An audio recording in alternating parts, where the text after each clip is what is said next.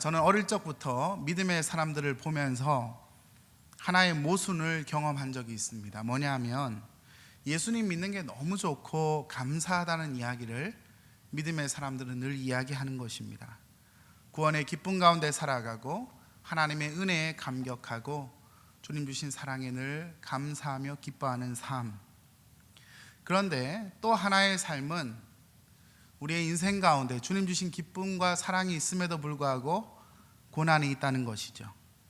그래서 우리 권사님들, 우리 어르신들 신방을 해보면 하나님의 은혜 때문에 늘 감사하다 얘기하시는데, 교회에 올라오실 때 보면 아이고 올라오느라 죽겠다 항상 이렇게 이야기를 하십니다. 아이고 오늘도 겨우 올라왔어, 죽을 것 같아, 늘 이렇게 말씀하십니다. 여러분, 그리스도인은 모순된 현실을 경험합니다. 그것은 하나님의 은혜에 감격하면서도 우리의 육신의 한계와 우리의 삶의 정황은 때로 나아 보이지 않는 이런 삶을 우리 모두가 경험한다는 사실이죠. 그래서 오늘 이 예배 자리에 오신 여러분들이 얼마나 귀한지 모르겠습니다. 한번 옆에 계신 분들에게 한번 인사합시다. 참 잘 오셨습니다. 올라오느라 애쓰셨습니다. 저는 우리 혜성교회가 이렇게 언덕 위에 있어서 요즘 분들이 교회를 찾기 어렵구나 이런 생각을 많이 하는데, 제가 어떤 어르신은 우리 교회가 너무 좋대. 왜냐하면 본인은 옛날부터 절에 다녔는데 절에 가는 느낌이라 너무 좋대요. 너무 좋대요. 그러니까 하나님께서 주시는 은혜가 다 있는 것 같습니다. 여러분, 그리스도인은 두 가지 현실을 경험합니다. 그것은 바로 모순된 현실이죠. 하나님의 은혜에 감사하면서도 나에게는 육신의 고통과 삶의 아픔과 여러 많은 삶의 문제들이 우리에게 남아있다는 것입니다. 때로 믿음이 어렸던 저는 한 입으로 왜 다른 이야기를 할까 그런 생각을 한 적도 있습니다, 솔직히. 그런데 여러분, 위선자거나 한 입으로 다른 이야기를 하는 게 아니라 우리 성도의 삶이 그렇다는 것입니다. 하나님의 은혜에 감사하면서도 동시에 우리의 현실이 고통스럽기도 하다는 것이죠. 저는 그래서 이것이 모순된 현실이면서도 동시에 그리스도인의 양면적인 모습이다 이렇게 말하고 싶습니다. 어떤 이들은 사랑하는 남녀가 만나서 결혼을 해서 이 세상 어디에서도 발견하지 못한 내가 이 세상에서 가장 사랑하는 당신이라 이야기를 하면서도 부부싸움을 하고 나면 이 세상에서 가장 미운 게 당신이라고 이렇게 이야기를 합니다. 얼마나 미우냐면 김일성보다 더 밉다고 얘기하는 사람도 있어요. 여러분, 이게 바로 모순된 현실입니다. 우리의 삶은 늘 그렇습니다. 사랑하면서도 때로 믿고 미우면서도 사랑하는 게 우리의 삶이죠. 한 입으로 다른 얘기를 하는 게 아니라 우리의 삶이 그렇다는 것입니다. 그리스도인은 왜 이러한 모순된 현실을, 양면적인 삶을 계속 경험해야 하는 것입니까? 그것은 바로 우리 모두가 지금 중간 과정 속에 있기 때문입니다. 우리는 예수 그리스도를 믿음으로 말미암아 하나님의 자녀가 되었음에도 불구하고 아직 우리의 구원이 완성되지 않았기 때문에 우리는 지금 중간 단계 과도기를 겪고 살아가고 있다는 사실입니다. 아직 하나님의 나라가 완성되지 않았기 때문에 우리에게는 감사와 기쁨이 있는 동시에 고통으로 인한 아픔과 슬픔도 동시에 있다는 것이죠. 이것이 바로 그리스도인이 경험하는 모순된 현실, 양면적인 삶이라고 말씀드릴 수 있습니다. 우리는 이 중간 단계에서 긴장감 속에 살아가기에 하나님의 은혜와 더불어 때로 죄의 강한 공격들, 악한 영의 공격들을 받으면서 우리는 이 중간 과정을 겪고 살아가고 있다는 사실입니다. 여러분, 역사 속에서 사람들은 유토피아를 이루기를 원했습니다. 유토피아, 바로 이상적인 사회를 사람들은 꿈꾸었습니다. 그런데 이 유토피아라는 말은 이게 헬라어에서 나왔는데요, 토포스, 장소라는 뜻인데 앞에 부정접두어가 쓰여 있습니다. 사실 이 땅에서의 유토피아는 없죠. 그렇지만 인간의 마음의 깊은 본성에는 이상적인 사회를 꿈꾸며 살아갑니다. 그래서 플라톤 같은 철학자는 국가라는 책에서 이상 국가를 어떻게 실현할 수 있는가, 그는 그렇게 말했습니다. 철학자들이 통치하는 시대가 되면 이 세상이 이상 사회가 될 것이다, 이렇게 말했습니다. 그러니까 여러분, 민주주의 국가는요, 플라톤의 입장에서 보면 되게 낙후된 정치 방식입니다. 왜냐하면 민중은 여러분, 철학자의 관점에서 보면 항상 바르고 옳은 결정만 할 수 있지 않기 때문입니다. 그래서 가장 지혜로운 사람이 통치하는 그런 국가가 되면 바로 그 나라는 이상 국가가 된다, 유토피아가 된다, 그렇게 이야기를 했습니다. 동양에서는 도연명이라는 사람이 쓴 책 중에 도원학이라는 책이 있는데 그 책에 무릉도원이란 말이 나옵니다. 이 사람이 낚시를 하다가 계곡에 가게 되었는데 계곡 위에 물이 흘러내려오는데 그 물이 흘러내려오는 동굴에 들어가니까 그 이전에 경험하지 못했던 너무나 아름다운 동네가 나오더래요. 아이들이 뛰어놀고 정말 사람들이 기뻐하는 그런 동네가 나오는데 들어갔다 한번 나왔는데 다시는 그곳을 찾을 수 없었다, 뭐 이런 이야기입니다. 동양에서는 무릉도원을 꿈꾸며 살아갑니다.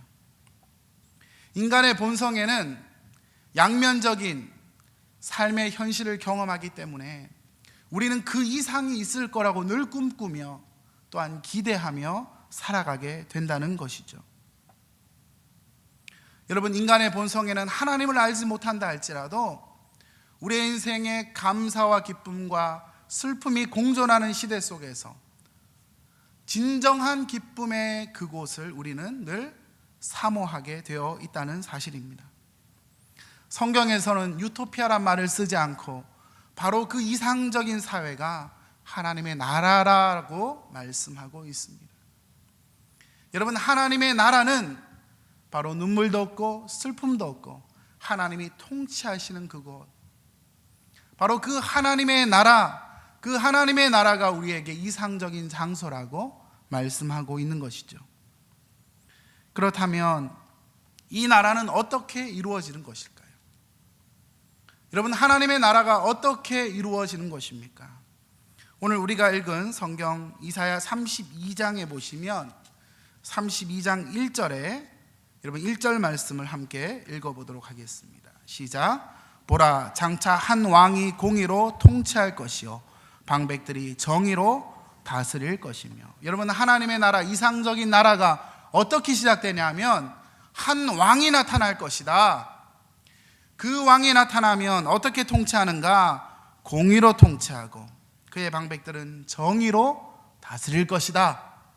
그런 나라가 오면 이 세상에 하나님의 나라, 유토피아가 오게 된다고 이사야는 꿈꾸고 있었던 것입니다. 여러분, 여기서 왕은 누구를 의미하는 것입니까? 바로 메시아 되신 우리 주 예수 그리스도를 의미하고 있습니다. 여러분, 오랜 역사 속에서 대통령 선거 때마다 여러분 대통령 후보자들은 늘 이야기합니다. 자기가 대통령이 되면 이 나라가 완전히 달라질 거라고 막 힘주어 이야기합니다. 그런데 우리는 한편으로 그들의 귀한 과업을 존중하면서도 또 한편으로 믿지 않습니다.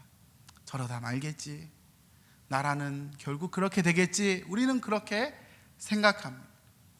이스라엘 역사 속에서도 진정한 왕이 나타나면 그들의 역사가 바뀔 거라고 믿었습니다. 그 중에 가장 위대했던 왕은 바로 다윗 왕이죠.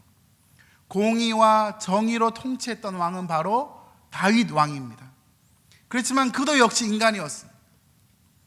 그런데 이스라엘 역사 속에 하나님께서 이사야에게 주신 말씀, 앞으로 장차 한 왕이 나타나는데 그가 나타나면 정의와 공의로 통치하는 시대가 될 것이다, 그렇게 말씀하고 있습니다. 여러분, 2절 말씀에 또 어떤 말씀이 있습니까? 또 그 사람은 광풍을 피하는 곳, 폭우를 가리는 곳 같을 것이며. 무슨 말입니까? 사람들이 편히 쉬는 은신처를, 편히 쉬는 안식처를 줄 수 있는 사람이다. 마른 땅에 냇물 같을 것이며. 여러분, 마른 땅에 냇물이 있다는 것은 생존이 가능하고 생명이 가능하게 되는 생명의 원천을 제공하는 사람이 될 것이다. 곤배한 땅에 큰 바위 그늘 같을 것이다. 여러분, 광야와 같은 곳에 그늘이 있으면 얼마나 좋나요? 시원한 그늘, 너무나 좋은 환경을 주는 그런 통치자가 될 것이다. 그렇게 말씀합니다. 뿐만 아니라 4절 말씀에 조급한 자의 마음이 지식을 깨닫고, 여러분, 이 왕이 오면 어떻게 됩니까? 조급한 사람들이 하나님의 말씀을 제대로 깨닫습니다.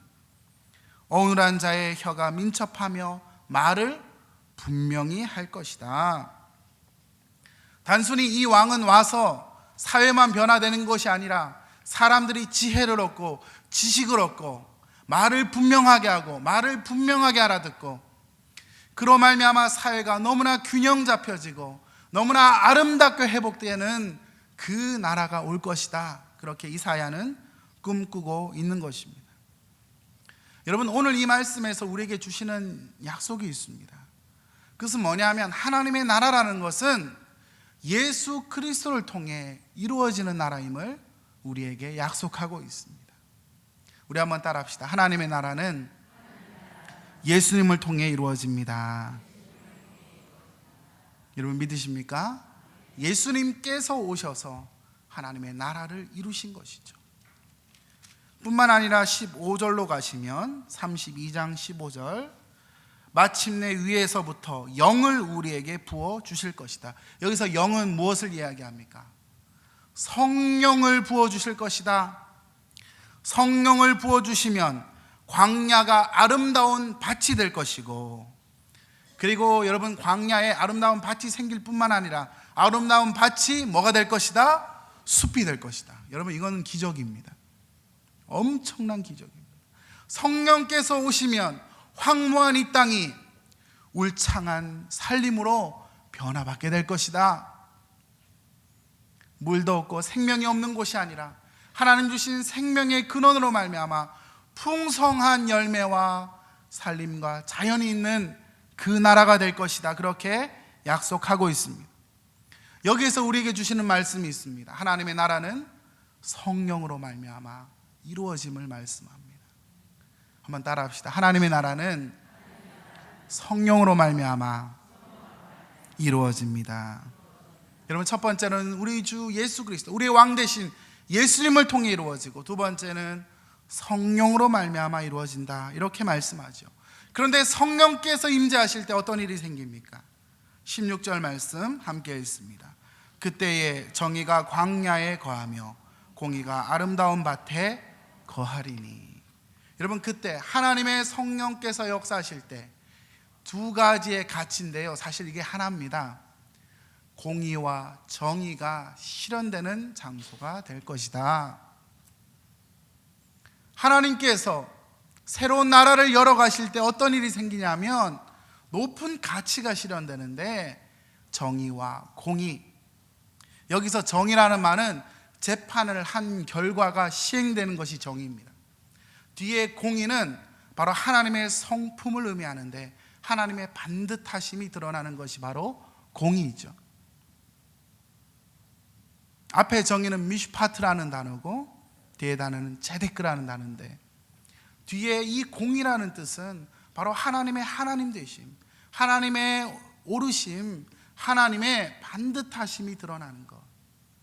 성령께서 오시면 어떻게 되냐 하면 하나님의 정의와 하나님의 공의가 드러날 것이다. 여러분, 그러면 어떻게 될까요? 숨막히는 사회가 될까요? 아니요. 예, 잘 대답하셨습니다. 17절 말씀입니다. 공의의 열매는 화평이다. 여러분, 따라합시다. 공의의 열매는 화평입니다. 하나님의 하나님 되심이 드러나면 이 땅에 평화가 있게 될 것이다. 샬롬이 있게 될 것이다. 회복이 있게 될 것이다. 관계에 사랑이 있을 것이다. 우정이 있을 것이다. 그래서 여러분, 히브리 단어로 이 샬롬이라는 단어는요, 좋은 게 다 들어갑니다. 평화, 우정, 행복, 기쁨, well-being, 번영, 행운, 친절, 구원, 하여튼 좋은 건 다 때려 넣었어요. 하나님의 공의와 정의가 실현되면 하나님의 샬롬, 평화가 임하는데, 모든 좋은 것이 다 임하는 사회가 된다. 이사야는 이것을 꿈꾸고 있는 것입니다. 여러분, 얼마나 샬롬, 얼마나 평화롭냐 하면요, 여러분 이사야 11장에 보시면 어떤 말씀이 있나요? 이리가 어린 양과 함께 놉니다. 여러분, 이리는요 어린 양을 먹어야 이리잖아요. 근데 이리가 어린 양과 너무 친해. 야성이 사라졌어요. 그리고 어떤 일이 생깁니까? 사자와 짐승들이 함께 놉니다. 사자는 막 이렇게 물어뜯고 피 좀 흘리고 이래야 사자인데 같이 너무 평화로워요. 그리고 어떤 일이 생깁니까? 어린아이들이, 우리 영아부 아이들이 독사의 굴에 막 손을 넣어요. 그죠? 우리는 이를 가리켜서 헐이라고 이야기를 합니다. 독사의 굴에 막 손을 넣는데 독사들이 물지 않습니다. 그것은 바로 샬롬, 평화의 나라를 이야기하는 것입니다. 하나님의 공의와 하나님의 정의가 실현되면 이 땅에 평화가 실현되는데, 동물들끼리 원수되었던 관계가 회복되고요, 사람과 동물과 원수되었던 관계가 회복되고요, 사람과 사람의 원수되었던 관계가 회복되고요, 사람과 하나님의 원수되었던 관계가 회복되는 그러한 나라가 올 것이다. 이사야는 믿음으로 바라보았고 그 계시를 받아 우리에게 말씀하고 있습니다. 여러분, 여기서 우리는 한 가지를 또 배울 수 있습니다. 하나님의 나라는 하나님의 공의가 실현될 때 이루어지는 것입니다. 한번 따라합시다. 하나님의 나라는 하나님의 공의가 실현될 때 이루어집니다. 제가 세 가지를 이야기했죠. 첫째는 하나님의 나라는 누구를 통해? 예수님을 통해서. 두 번째는 성령님께서 임재하실 때. 세 번째는 하나님의 공의가 실현될 때 하나님의 나라가 이루어진다는 것입니다. 여러분, 인류 역사 속에 많은 사람들은 이상사회를 꿈꾸었습니다. 토마스 모어라는 사람은 인간의 사유재산이 없어지면, 인간에게 있는 돈이라는 특권이 없어지면 이상사회가 될 것이다. 그가 쓴 유토피아라는 책에 그렇게 이야기합니다. 마르크스라는 사람은 처음에 좋은 동기를 가지고 고민을 시작했습니다. 인류의 사회가 평등하기를 원했습니다.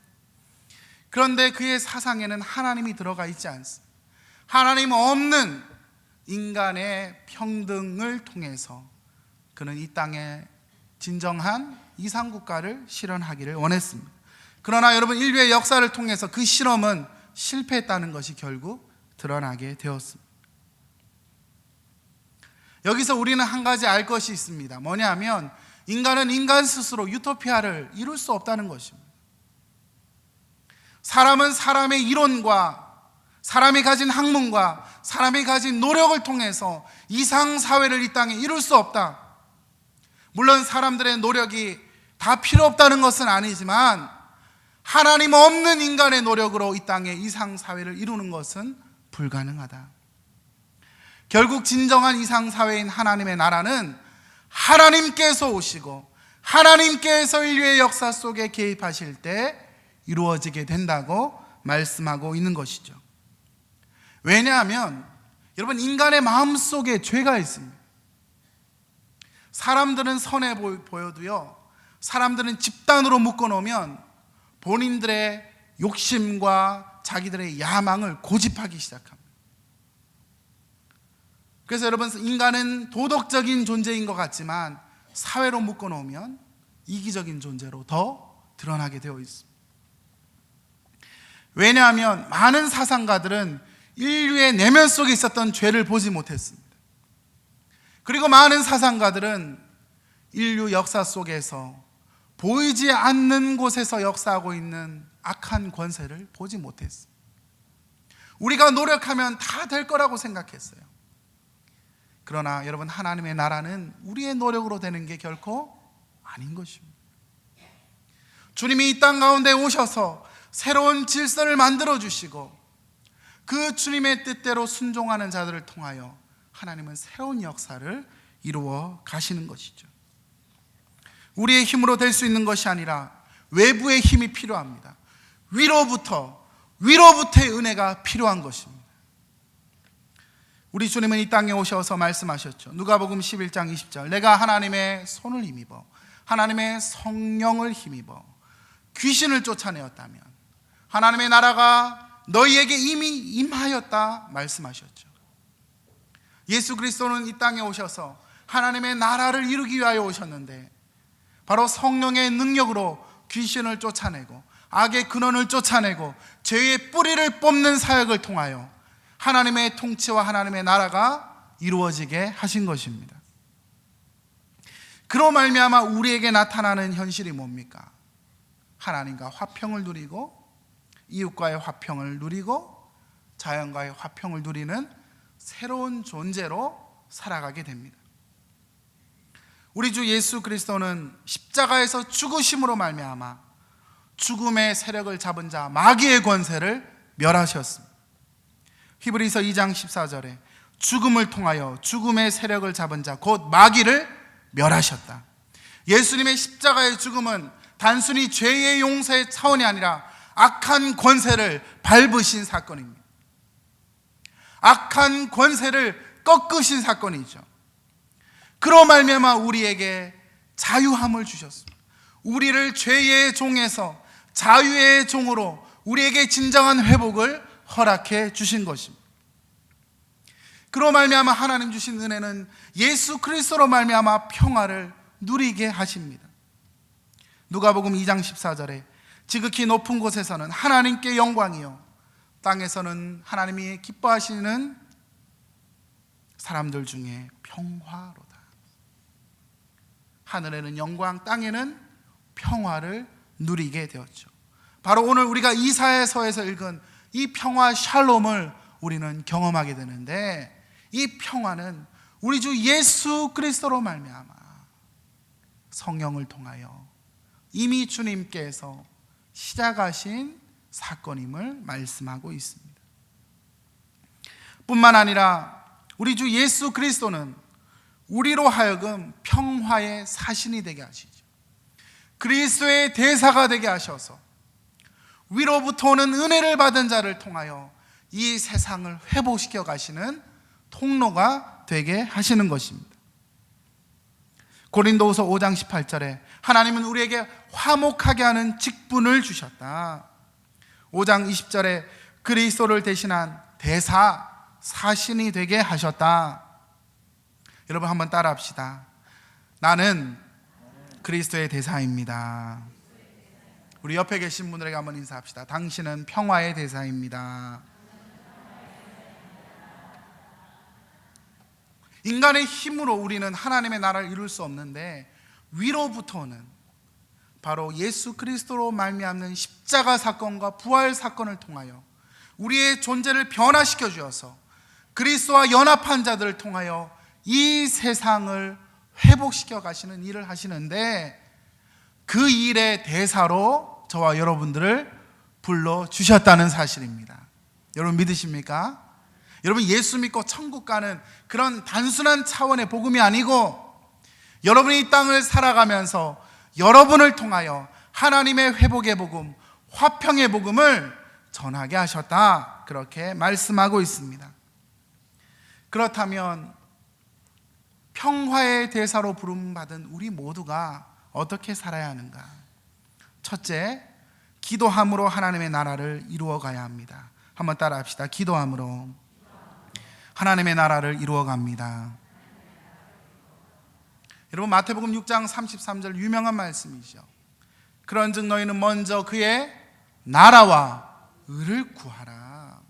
하나님의 나라와 그 다음에 따라가는 게 뭡니까? 의. 이게 바로 정의이고 공입니다.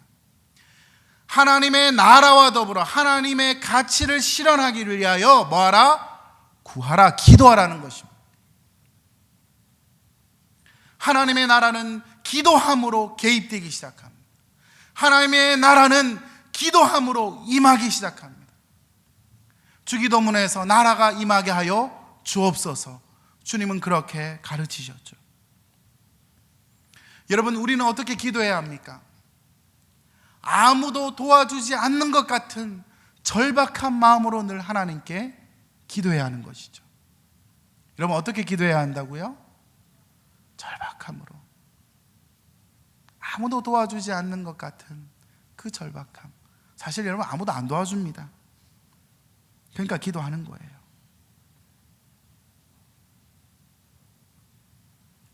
그런데 여러분, 일할 때는 어떻게 해야 할까요? 하나님의 도움을 구하면서도 하나님도 도와주실 것 같지 않은 절박한 마음으로 일해야 합니다. 여러분, 이 두 가지의 균형이 진짜 필요한데요. 목사님이 한 입으로 또 두 얘기를 하시네. 이게 아닙니다.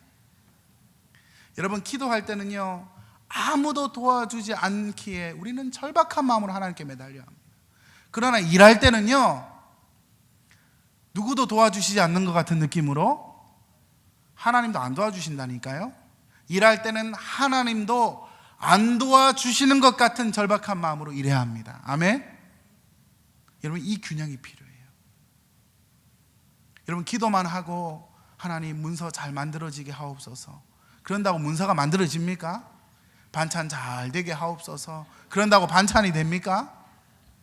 교회 일이 잘 되게 해주십시오, 그런다고 교회 일이 됩니까? 하나님이 도와주시지 않는 것 같은 절박한 마음으로 기도하면서 동시에 하나님이 우리의 인생 가운데 정말 도와주셔야 하지만 내가 일할 때는 하나님도 안 도와주시는 것 같은 마음으로 일해야 한다.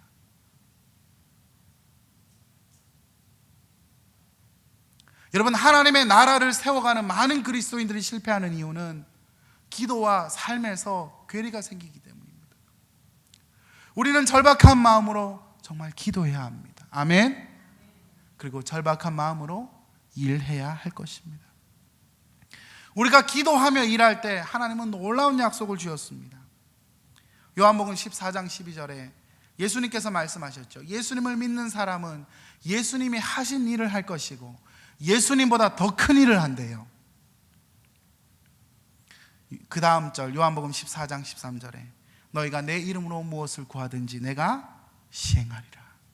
여러분, 기도하는 사람은요, 예수님 하신 일도 한대요. 아멘.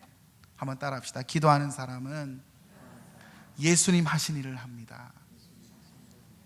심지어 예수님 하신 일보다 더 큰 일도 합니다. 아멘. 이 아멘 하기 힘들어 하시네. 역시 예수님에 대한 의리를 지켜주셔서 감사합니다. 여러분, 근데 예수님께서 이 땅에 공생의 사역은 3년밖에 안 하셨어요. 근데 여러분들은 예수님보다 더 긴 사역을 합니다. 그러니까 질적인 의미의 사역이 아니고 양적인 의미를 이야기합니다. 예수님의 십자가의 죽으심과 부활 사건, 그건 우리가 할 수 없는 거예요. 그런데 예수님의 십자가의 죽으심과 부활 사건을 통해서 이 땅을 회복시켜가는 엄청난 일들을 여러분이 한다니까요. 여러분, 예수님은 비행기 못 탔습니다. 그렇습니까? 안 그렇습니까? 물론 순간이동 하시지만 예수님 비행기 안 타셨어요. 예수님은 유대라는 지역에서만 사역하셨어요. 그런데 이 시대는요, 우리가 한국이라는 지역에만 사역할 수 있는 게 아니고 전 세계를 다니며 사역할 수 있습니다. 그러니까 예수님 하신 일보다 더 큰 일을 할 수 있습니까? 없습니까? 아직도 예수님을 향하여 배신하는 느낌, 대답을 못 하시군요. 여러분, 예수님 하신 일보다 더 큰 일도 할 수 있습니다. 왜냐하면 주님께서 이 말씀을 약속하셨기 때문입니다. 여러분, 기도하는 자들을 통하여 하나님은 하나님의 나라가 이루어지게 하십니다. 절박한 마음으로 하나님께 기도하십시오. 여러분의 가정을 통하여, 직장을 통하여, 교회를 통하여, 우리 나라를 통하여 하나님의 나라가 임하는 것을 경험하게 될 줄 믿습니다. 두 번째로, 어떻게 하면 하나님의 나라를 이루어 갈 것인가? 진리를 바로 깨닫고 전해야 합니다. 한번 따라 합시다. 진리를 바로 깨닫고 전해야 합니다. 여러분, 정말 중요합니다. 하나님의 나라가 임하려면 진리를 바로 깨닫고 전하는 것이 중요합니다. 선지자들이 살던 시대에는 거짓 선지자들이 살았습니다. 이들은 늘 거짓을 이야기했습니다. 시대는 전쟁을 앞두고 고통의 현실인데 평화롭다, 평화롭다 거짓을 말했습니다. 에스겔 13장 16절에 이들은 예루살렘에 대하여 예언하기를 평강이 없으나 평강의 묵시를 보았다고 한다. 평화가 없는데요, 하나님께 받은 말씀이 없는데 여러분은 평화로워요, 이렇게 세뇌한다는 것입니다. 여러분, 평화를 말했다는 게 핵심이 아니라 하나님께 받은 말씀이 없는데 그 말씀이 여러분에게 임했다고 거짓말 친다는 겁니다. 예레미야 14장 14절에 그들은 거짓 예언을 합니다. 이사야 48장 17절에 네가 나의 명령에 주의하였다면, 하나님의 말씀에 우리가 주의하였더라면 평강이 강과 같이 있을 것이라고 말씀합니다. 여러분, 이 땅에 정의가 실현되고 하나님의 나라가 이루어지려면 하나님의 말씀이 정말 무엇을 의미하는지 우리는 집중해서 읽고 듣고 주의 뜻을 물어야 할 것입니다. 성경이 의도하는 가치를 실현하기 위하여 우리는 몸부림치며 우리의 한계 속에서 또한 새로운 주의 음성을 들어야 합니다. 복음을 바로 전하고 성경을 바로 전하며 옳지 않은 것은 옳지 않다고 말할 수 있는 용기가 우리에게 있어야 합니다. 예수 믿지 않는 자들을 향하여 우리는 긍휼히 여기면서도 예수 믿지 않으면 당신은 지옥 간다, 벌 받는다 분명히 말할 수 있어야 합니다. 관계를 깨라는 이야기가 아닙니다. 진리를 바로 알고 깨닫고 전하고 순종하는 삶, 그 삶을 통하여 하나님의 나라가 임하게 된다는 것이죠. 그래서 여러분, 중요한 것이 있습니다. 좋은 게 좋은 게 아니고요, 옳은 게 좋은 겁니다. 한번 따라 합시다. 좋은 게 좋은 게 아니고 옳은 게 좋은 겁니다. 여러분, 동의하십니까? 예, 좋은 게 다 좋은 게 아니에요. 옳은 게 좋은 거예요. 하나님의 뜻이 좋은 거예요. 하나님의 말씀이 좋은 겁니다. 하나님의 뜻이 이루어지는 것이 바로 하나님의 나라를 이루어가는 길임을 우리가 확신해야 할 것입니다. 세 번째로, 하나님의 나라를 이루어가려면 약자들, 연약한 자들을 향한 섬김이 우리에게 있어야 합니다. 신명기 10장 18절에 보시면 우리 하나님이 어떤 분인가? 고아와 과부를 위하여 정의를 행하시며, 우리 하나님이 고아와 과부, 그 사회 속에서 가장 가난하고 어려운 분들이 바로 고아와 과부죠. 나그네를 사랑하라. 그에게 떡과 옷을 주시는 분이 우리 하나님이라 말씀하고 있습니다. 여러분, 선지서들과 율법서들을 읽어보면 가난한 자들을 위하여 고아와 과부들을 돌보라는 말씀이 정말 많이 있습니다. 하나님의 언약 백성들이 늘 돌봐야 하는 것은 우리 자신뿐만 아니라 우리 주위에 도움이 필요한 자들을 하나님의 사랑으로 돌아볼 수 있는 마음이 우리에게 있어야 한다는 것이죠. 이사야 58장 6절 7절에 보니까 우리 하나님이 기뻐하는 금식은 줄인 자에게 양식을 주고 유리하는 빈민을 집에 들이며 헐벗은 자를 보면 입히고 내 고륙을 피하여 스스로 숨지 아니하는 것이 아니겠느냐. 여러분, 하나님이 기뻐하는 금식은 가난하고 헐벗고 줄인 자들을 돌보는 것이 우리 하나님 기뻐하는 금식이다. 우리 주위의 가난하고 어려운 이웃들을 돌아보는 것을 통하여 하나님의 나라, 하나님의 공의가 실현되고 그로 말미암아 하나님의 샬롬이 이루어진다고 말씀하고 있는 것입니다. 여전히 우리 주위에 가난하고 고통받는 분들이 참 많이 있습니다. 우리가 다 인생을 책임져 줄 수는 없지만 우리 주위에 있는 분들을 향하여 예수님의 마음으로 그들을 바라보고 돌볼 때 하나님의 나라가 거기에 임하게 되는 거죠. 그래서 여러분, 하나님의 임재는요, 가난한 자들에게 늘 임합니다. 우리의 심령이 가난한 자들, 우리의 삶이 궁핍한 자들에게 하나님은 늘 임재하시죠. 제가 어릴 적에 6학년이었습니다. 우리 교회가 금요기도회를 드리기 전에 저는 마당에서 막 놀고 있는데 어떤 노숙자 같은 아저씨가 저한테 왔어요. 저는 그때 초딩이었습니다. 그런데 저한테 아주 진지하게 묻는 겁니다. 혹시 잘 곳이 있냐고 이렇게 이야기를 하는 겁니다. 그래서 저는 어린아이였기 때문에 이걸 어떻게 해결해야 될지 머리가 막 복잡해지더라고요. 그 지나가신 어떤 집사님에게 집사님, 이분이요 잘 곳이 없나 봐요 이렇게 얘기를 했어요. 근데 그 집사님이 되게 믿음이 좋은 분이고 되게 훌륭한 분이세요. 그런데 갑자기 그분이 그런 얘기를 하시더라고요. 이런데 오지 말고 저기 나가라고 막 이렇게 얘기하는 거예요. 제가 뭐 그분을 폄하하려고 한 얘기 아닙니다. 있었던 사실입니다. 또 다른 분이 오는데 그냥 본 척도 안 하고 다 지나가요. 또 어떤 집사님한테 집사님 이분이 잘 데가 없대요 이렇게 얘기했어요. 그런데 어떻게 얘기하냐면 저기 다리 밑에 가서 자라고 또 누가 그러고 들어갔어요. 아무도 그 사람에게 관심이 없어요. 저는 1,000원짜리라도 누가 하나 줄 알았는데 아무도 관심이 없는 거예요. 그리고 금요기도회를 지금 하고 있는데 그때 실로암 찬양을 했어요. 어두운 밤에 캄캄한 밤에 안에서 막 찬양을 하는데 이 아저씨가 그 노래를 알더라고요. 막 따라하는 거예요. 어두운 밤에 캄캄한 밤에 같이 막 부르시더라고요. 교회 다니냐고 제가 이렇게 물어봤어요.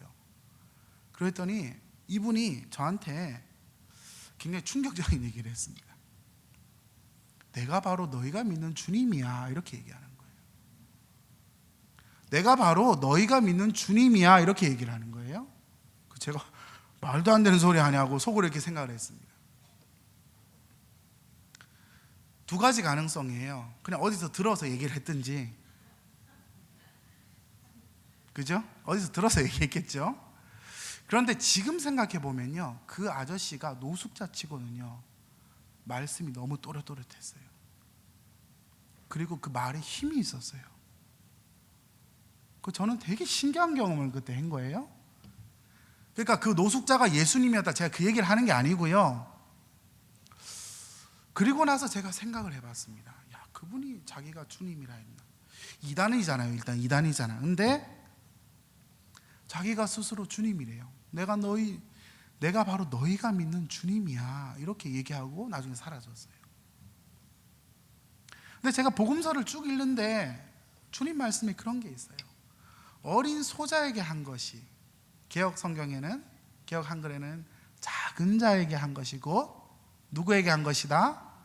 예수님께 한 것이다. 이런 말씀이 있습니다. 저는 그분이 예수님이었는지, 역사적 예수님이었는지 아니었는지 저는 그거를 지금 고찰하고 싶지는 않습니다. 그런데 만일 그 사람에게 작은 정성이라도 섬겼다면 누구를 섬긴 것일까요? 예수님을 섬긴 거죠. 저는 복음서를 읽어가다가 그런 말씀이 많다는 것을 나중에 알게 되었습니다. 마태복음 25장에 보시면 양과 염소의 비유가 있는데 양은 주님의 오른편에, 염소는 왼편에 있습니다. 주님께서 말씀하십니다. 25장 35절에 내가 줄일 때 너희는 먹을 것을 주었고 목마를 때 마시게 하였고 나그네 되었을 때 영접하였다. 헐벗을 때에 옷을 입혔고 병들었을 때 돌보았고 옥에 갇혔을 때 와서 보았느니라. 누구를 보았다고요? 가난한 자를 보았다고요? 가난한 자를 봤는데 그분이 누구라고요? 예수님을 보았다고 예수님 말씀해요. 예수님을 섬겼다고 말씀해요. 예수님에게 음식을 줬다 얘기해요. 예수님에게 옷을 입혔다고 이야기합니다.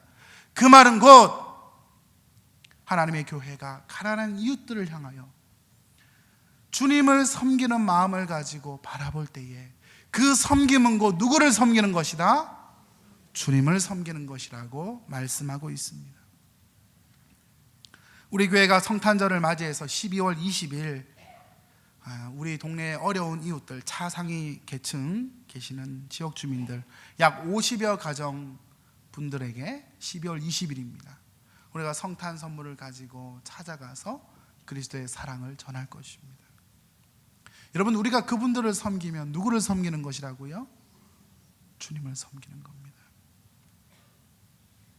그러므로 어떤 이의 기도처럼 하나님, 굶주린 자에게는 빵을 주시고 빵을 가진 이에게는 정의에 대한 굶주림을 주옵소서. 하나님의 뜻을 행하기를 원하는 굶주림을 우리에게 주옵소서. 여러분, 우리가 이 마음을 가지고 살아가면 우리를 통해 하나님의 나라가 이루어지게 될 줄 믿습니다. 기도를 통해서 진리를 바로 전함으로, 약자들, 가난한 이웃들을 돌아봄으로, 여러분 성탄의 아름다운 계절에 그리스도의 사랑을 나타내므로 하나님의 나라가 우리 교회를 통해서 또한 여러분들을 통하여 선포되는 믿음의 통로 될 수 있기를, 평화의 전달자, 은혜의 전달자 될 수 있기를 주의 이름으로 축원합니다.